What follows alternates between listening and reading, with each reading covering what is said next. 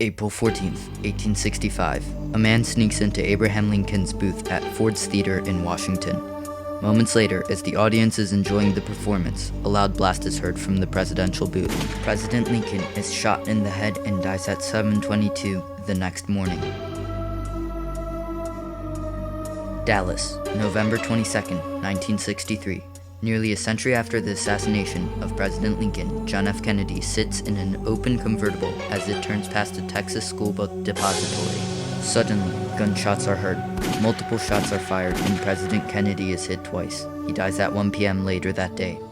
The assassinations of Abraham Lincoln and John F. Kennedy had greater impact than their assassins, John Wilkes Booth and Lee Harvey Oswald, had ever imagined, and led to social, political, and economic turmoil that would span decades.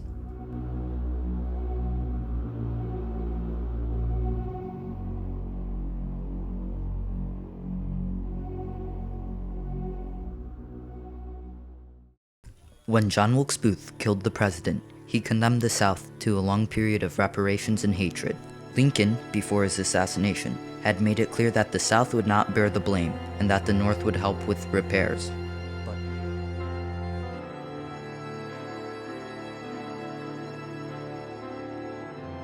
But under Lincoln's successor, Andrew Johnson, Republicans put the full weight of responsibility on the South's shoulders.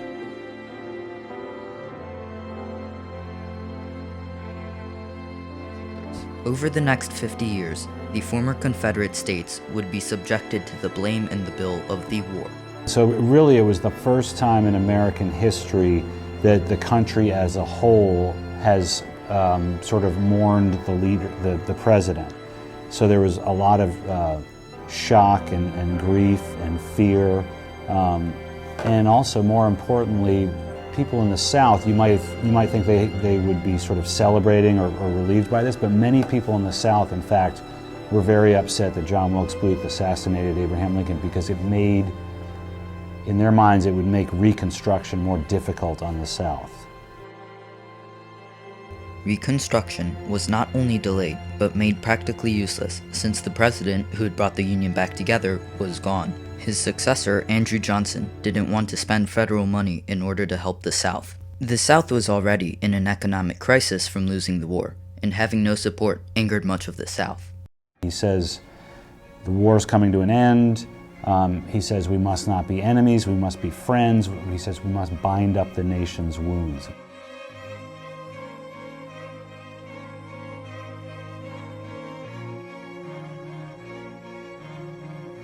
What he's saying in his second inaugural address is that he has a choice. He can say, I'm going to use this opportunity to punish the South, or I'm going to use this opportunity to sort of try and have us heal as one nation and move forward.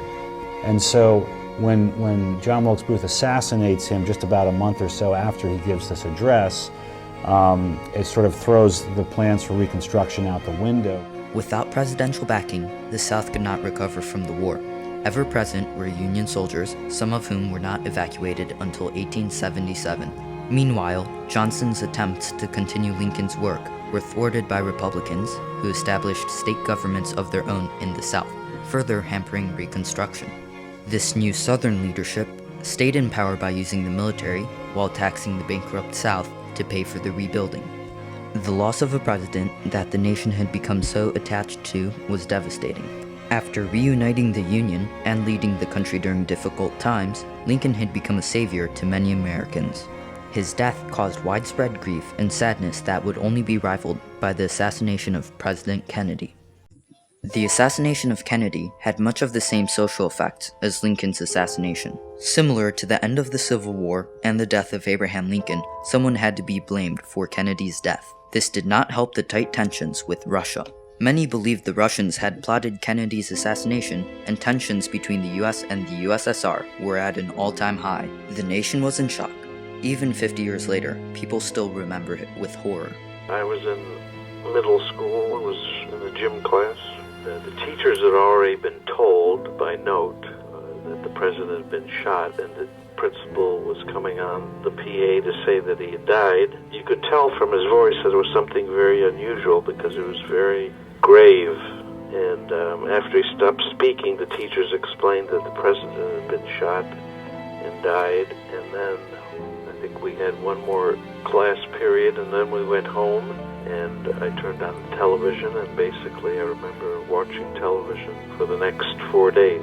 During the time after the assassination, many political ideas came to surface. Distrust for the government arose due to the confusion that surrounded Kennedy's death. Even after the publication of the Warren Commission, the government information on Kennedy's death. The effect of this distrust was huge. Well, the Warren report made some mistakes, let's say. They don't really affect the accuracy of the conclusion, but they do draw into doubt, for people who were prone to believing that it wasn't the truth. It created doubt about the accuracy of the report, and it didn't help when people like Earl Warren refused to discuss the report. He just said, here it is, and he wouldn't talk about it really, and the criticisms that were being made. By killing Kennedy, Lee Harvey Oswald brought down an age of distrust on the United States. Kennedy was not only the president, but a cultural icon. Political, social, and economic unrest continued for many years, and tensions with Russia remained as high as ever, especially during the height of the Cold War. After Lincoln's assassination, the political, social, and economic situations were in a bad spot, as the country had trouble rebuilding for up to 10 years after the assassination. When you're studying the assassination of Abraham Lincoln, and Kennedy too, I think that it's really important to sort of consider their legacies and the ways in which we learn from not their death as much as what they did in life, their actions. And so both of those leaders are in a way still sharing their ideas and their legacies with us today.